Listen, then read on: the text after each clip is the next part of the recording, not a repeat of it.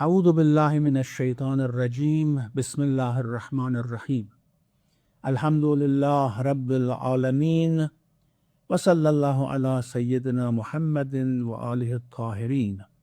Verse number 26 of Surah Ar-Rum. وَلَهُ مَنْ فِي السَّمَاوَاتِ وَالْأَرْضِ كُلٌّ لَهُ قَانِتُونَ. To him belongs whoever is in the heavens and the earth. All are obedient to him. If you remember, in the previous verse, the last sentence of the previous verse talked about resurrection. ثُمَّ إِذَا دَعَاكُمْ دَعْوَةً مِنَ الْأَرْضِ إِذَا أَنْتُمْ تَخْرُجُونَ. When he calls you from the earth, to rise from the earth, you respond and you rise. How is this possible? Because everyone in the universe belongs to him. He is the owner of everything. And if he is the owner, he can dispose of everyone the way he likes. Well, of course, his liking is based on wisdom and knowledge and all those things, but he has the power to do that because everyone is owned by him. Lahu man fis samawat. You have two different expressions in the Quran similar to each other. One is وَلَهُ مَا فِي السَّمَاوَاتِ وَمَا فِي الْأَرْضِ. Everything in the heavens and the earth belongs to him. And here لَهُ مَنْ فِي السَّمَاوَاتِ. Everyone in the heavens and the earth belongs to him. This is about sentient beings, and that is about every object in the universe, everything in the creation. The previous verses talked about oneness of Creator, Tawheedul Khaliqiyya, oneness of Lordship, Tawheedul Rububiyyah, and this verse talks about oneness of ownership, Tawheedul Malikiyya. There is no one who possesses anything, owns anything in the true sense of ownership in this world except Allah subhanahu wa ta'ala. All other types of ownership are either dependent on him bestowing it, or they are based on convention. The only true owner in the universe is Allah subhanahu wa ta'ala. This is what we call oneness of ownership. There is no one who owns anything in this world, in the world of creation, except Allah subhanahu wa ta'ala. If anyone has anything, is in essence in line with his ownership. He owns it and he allows us to use it. This is the meaning of our ownership. This is the true ownership that we have. For example, intelligence. He owns it. Our eyes, he owns it and he allows us to use it. This is about ownership which is attached to us. About other things like owning a house, owning a car, these are conventional things which are not really true ownership per se. Now, when it says وَلَهُ مَنْ فِي السَّمَاوَاتِ وَالْأَرْضِ, whoever is in the heavens and the earth belongs to him. Because man is used for sentient beings, we may imagine that as far as we know, there are three different categories of creation who are sentient and who live either in the heavens, samawat, or on the earth. Is the angels, the jinn, and human beings. These are the sentient beings that we know. There may be many other sentient beings that we do not know at all. But about these, how it says, لَهُ مَنْ فِي السَّمَاوَاتِ وَالْأَرْضِ كُلٌّ لَهُ قَانِتُونَ. All of these creatures, the angels, human beings, the jinn, are all submitted and obedient to him. How is this justified? Why we know that there are many jinn and human beings who are not obedient to Allah, and even, as some believe, a small number of angels may also not be obedient to God. What does it mean? Kullun lahu qanatun. He has the true ownership. He encompasses all these by his true ownership. All of them depend on him. are in need of him, and if they own anything, it belongs to him in line in their ownership. Their ownership is after the ownership of Allah subhanahu wa ta'ala. But we know that there are many jinn and many human beings who are not obedient to God, who are not submitted to God. Why it says kullun lahu qanitun? Now, this obedience and this submission is not about submission in tashri', submission in worship. No, not everyone submit in that sense, but in takween, in creation, everyone is submitted to him. Allama Tabatabai has a beautiful expression here, saying that anything that these sentient beings want to do, the angels, the jinn, human beings, they have to use the means and causes that Allah has created. If we want to achieve something, we have to go according to the means and causes that Allah has put at our disposal. And even if we want to cancel one cause and one mean, we have to resort to other means and other causes. So we are absolutely submitted to what Allah has put at our disposal. Even as he says, their knowledge and will, their choices, all are from cosmic causes. We have no free will not to have free will. This is what is disposed by Allah subhanahu wa ta'ala. He has made this as a rule. So we use our free will, we use our free choice. And in that we use anything which is at our disposal, but that Allah has provided it. This is one meaning of kullun lahu qanitun. Allah Tabatabai actually uses this. The other meaning is that our life, our choices, our intelligence, our mind, our soul, all are under his power and decree. And as long as he allows us to live, we live. As long as he allows us to have or possess, we would possess and we will have. So in this sense, everyone is obedient to Allah. Now, this obedience is sometimes voluntary, as in the case of sentient beings who have voluntarily submitted to Allah, or is involuntary, as like those sentient beings who have not submitted to Allah, who do not obey Him. وَلَهُ مَنْ فِي السَّمَاوَاتِ وَالْأَرْضِ كُلٌّ لَهُ قَانِتُونَ إِنْ كُلُّ مَنْ فِي السَّمَاوَاتِ وَالْأَرْضِ إِلَّا آتِ الرَّحْمَنَ عَبْدًا. Everyone is an abd of Allah subhanahu wa ta'ala, in the sense that everyone is dependent on His provision, on His will, and on Him giving them free will and free choice. So the meaning of kullun lahu qanitun is a very delicate meaning here. It's not talking about qunut al-tashri'i, but about qunut al-takwini. وَلَهُ مَنْ فِي السَّمَاوَاتِ وَالْأَرْضِ. To him belongs whoever is in the heavens and the earth, all are obedient to him. And this is a very good justification for his power to resurrect them. He makes them die and he resurrects them.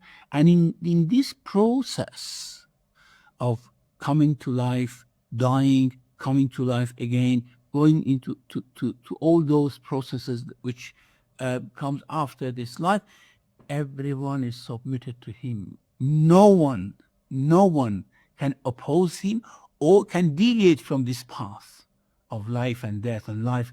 This is what he has ordained. Kullun lahu qanitun. The next verse says, وَهُوَ الَّذِي يَبْدَأُ الْخَلْقَ ثُمَّ يُعِيدُهُ وَهُوَ أَهْوَنُ عَلَيْهِ وَلَهُ الْمَثَلُ الْأَعْلَى في السماوات والأرض وهو العزيز الحكيم. It is he who originates the creation and then he will bring it back. And that is more simple for him. His is the loftiest prescription in the heavens and the earth, and he is the Almighty, the All-Wise. Again, it talks about resurrection. He is the one who originates, initiates the creation, and then he will bring it back. Now, khalq may have two meanings here. One, a restricted meaning referring to people. هو الذي يبدأ الخلق ثم يعيده. He has originated human beings and jinn, sentient beings. Then he makes them die and brings them back to life again. If we say that khalq refers only to sentient beings, هو الذي يبدأ الخلق ثم يعيده. There may be a wider meaning of that, because this meaning is more congruent with the context.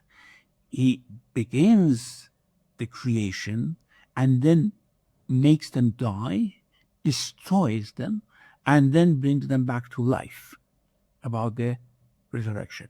However, the wider meaning is that everything in the universe, not only in the universe, in the samawat, I mean spiritual samawat, where the angels live, everything he has created, he makes them die, destroys it as a lapidated house, for example, and then brings everything, restores everything to order.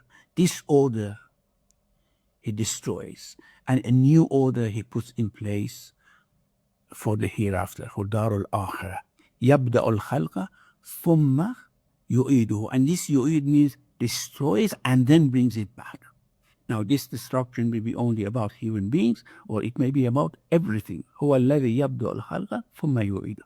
Now, there's a sentence here which has caused lots of discussion among the commentators, and of course among whoever ponders on this verse, and this is وَهُوَ أَهْوَنُ عَلَيْهِ, and that is easier for him. It means bringing back to life, or restoring everything to existence is easier for him than original creation, than initiation, because now everything has a pattern, has an example after which the creation is created. Before, there was nothing, no idea, no pattern, no example. And of course, originating something is more difficult than restoring it or than repeating it. وَهُوَ أَهْوَنُ عَلَيْهِ. This is the meaning of وَهُوَ أَهْوَنُ, and it is more simple for him. Now, the question here is that are things more difficult or more simple for Allah subhanahu wa ta'ala? Can we say something is more difficult and something is easier for God? Is, for example, creation of man more difficult for Allah, but creation of an ant is less difficult for Allah? Or creation of heavens and earth is more difficult for him, and creation of human being is less difficult for him? وهو الذي لخلق السماوات والأرض أكبر من خلق الناس. Creation of heavens and earth is bigger than the creation of human beings. So does that also mean that it's more difficult or not? Well, we know nothing can be more difficult for Allah, because his power is limitless and his knowledge is limitless. When something is difficult or complicated, depends from which intelligence, from which mind we are looking at it. So for some minds, things are very easy. Complicated things could be resolved very easily. For some others who have less intelligence, it becomes more difficult. The same thing regarding power. I mean, for someone of human capacity, lifting, for example, 100 kilograms may be difficult but possible. But lifting a mountain is impossible. However, Is lifting a mountain for Allah more difficult than lifting a seed, for example? Lifting a sparrow, for example, is it more difficult than that? A straw. Lifting a straw, we say lifting a straw is easier for Allah than lifting a mountain or lifting a planet, so to speak. Now, about Allah, we cannot say that because the power is infinite. And if the power is infinite, lifting a mountain and lifting a straw is the same for them. Like, for example, lifting a glass of water and lifting a mobile phone is the same for us, not difficult. The same because the power we exert is the same. The same is for Allah subhanahu wa ta'ala. Everything for Him is the same. Everything for Him is the same. This is with regards to power. With regards to knowledge, complication of creation. Human body is very complicated. The body of an ant is very complicated. And creation of a stone, for example, if we say that is easier or less complicated, although we don't know how complicated it is, uncomplicated it is. So why Allah uses وَهُوَ أَحْوَنُ عَلَيْهِ, and it is easier for Him in this respect? Restoring the creation, bringing it back is less difficult, more simple for Him than originating it. Now, the commentators have given several answers to this. One is that this is comparing Allah with your power, your capacity and ability. Restoring is easier for you than originating. Repeating something is easier than doing it for the first time. If that is the case, so how you think that bringing back the dead is more difficult for Allah? Restoring things is more difficult. It should be less difficult. In effect, the verse is talking in our language. Huwa ahwanu alai means in your standards, in your principles, repeating something, bringing it back is easier, and that's why it says huwa ahwanu alai. So it means according to your own principles and standards. Restoration, this is what Al-Mizan says, reporting this view. Of course, he's not in favor of this view himself. He says that this view says, according to your own principles and standards, restoration is easier than creation in the first place. And God creating universe without a model and for the first time should be even more powerful, or it's easier for Him than repeating it. This is according to your own principles and standards, and otherwise His power over initial creation and restoration is destiny. So this is one answer. This is the answer which is used, chosen by majority of the commentators. That Allah is actually talking according to our own standards. Otherwise, everything in terms of power, knowledge, is equal for Him. There is no more complicated things for Him, or less complicated, more difficult to exert power on and less difficult. Another meaning, which is suggested by some commentators, is that ahwan means more simple. Is here doesn't have the meaning of superlative. It means easy. And He وهو الذي يبدأ الخلق ثم يعيده وهو أهون عليه doesn't mean it's more simple for Him. It means it's simple for Him. And then they say this has a precedent in Arabic language. For example, خير. خير is a superlative, but it has been divested of its superlative meaning. It means good. Khair usually doesn't mean better unless in a context which gives that meaning. Otherwise, if we do not have any contextual evidence, khair means good. And here, ahwan also means good. Now, the problem with this is that we never use ahwan without superlative meaning. Khair, we use it, it has become something very common, but for ahwan, this is not the case. The other thing is that it's something which is given by Zamakhshari in his Tafsir, is that this is distinction between one act and another. It's not talking about the actors. Yes, for if we look at the actors for human beings, initiation is more difficult than repetition. For Allah, there is no such a thing. But if we want to compare two acts with each other, the distinction between one act and another, yes, restoration is less difficult than initiation. وَهُوَ أَحْوَنُ عَلَيْهِ means that restoration, restoration is easier than origination. So it's not talking about Allah having less difficulty bringing back the creation. It's talking about less difficulty in restoration than creation. This returns to the previous meaning, actually. And there's one problem with this, because it says, وَهُوَ أَحْوَنُ عَلَيْهِ is easier for God. It's easier for God.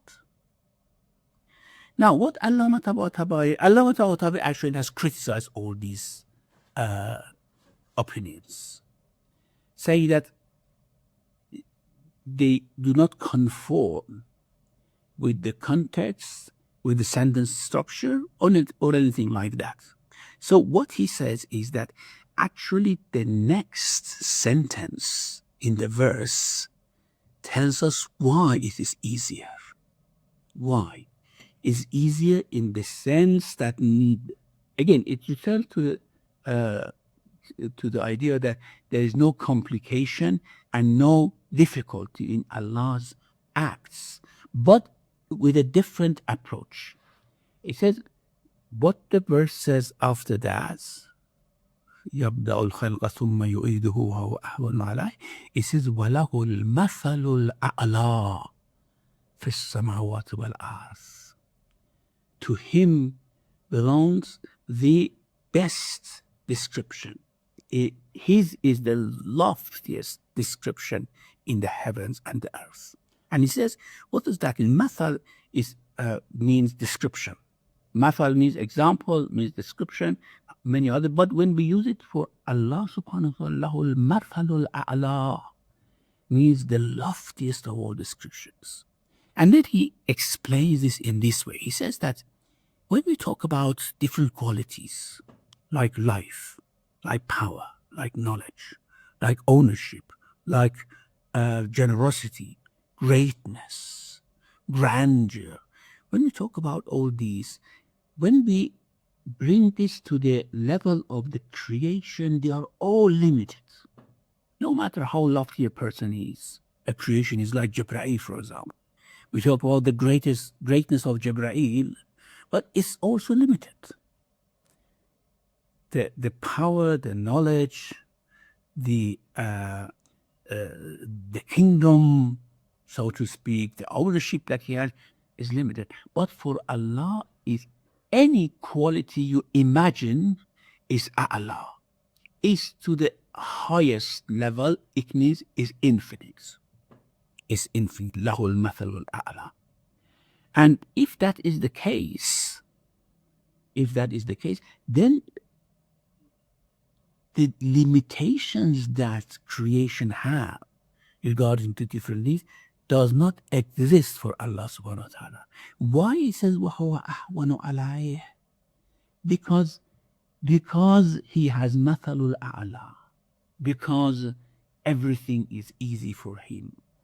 Everything is easier for him compared to us who want to do something, and easier in every aspect. He says, just let me read what he says. with his own expression, difficulty and hardship are related to the action, and the action is also subject to the power of the agent. The less the power, the greater the difficulty of the action, and the greater the power, the less the difficulty of the action, until the power becomes infinite. You can make the same thing about knowledge, in which case there is no longer any difficulty in the imagination. And since the power of God Almighty is infinite, no action is difficult for him. It's not compared to your understanding, your principles. Everything is easier for God in the sense. We all say easy for God. Maybe we shouldn't even use the superlative in this case. So you may say that all these different opinions goes back to the same thing. That yes, you think that things are more difficult or less difficult. And in that sense, certainly restoration is less difficult than origination. But since Allah has limitless power, knowledge, nothing is difficult for him. And all these meanings return to the same thing. Although Allama Tabatabai sometimes pedantically criticizes these other opinions, but I think all those go back to the same thing. So وَلَهُ الْمَثَلُ الْأَعْلَى فِي السَّمَاوَاتِ وَالْأَرْضِ. Faiz Kashani Rahmatullah Alayhi says that مثل الأعلى means الوصف العجيب الشأن, wonderful description, a description which arises wonders, that no one else have such description. In Tawheed of Saduq, there is a report from Imam Sadiq alayhi salam in regard to this sentence, وَلَهُ الْمَثَلُ الْأَعْلَى. He said, الَّذِي لَا يُشْبِهُ شَيْءٌ وَلَا يُوصَفْ وَلَا يُتَوَهَّمْ. It doesn't come into imagination. It cannot be described. There's nothing similar to it. No quality is similar to that. Okay, I think that is clear. And then he says, وَهُوَ الْعَزِيزُ Hakim. This Azizul Hakim is certainly, again, explaining this Mathalul A'la. He has the power, nothing can resist his will, and he's wise, nothing can resist his wisdom.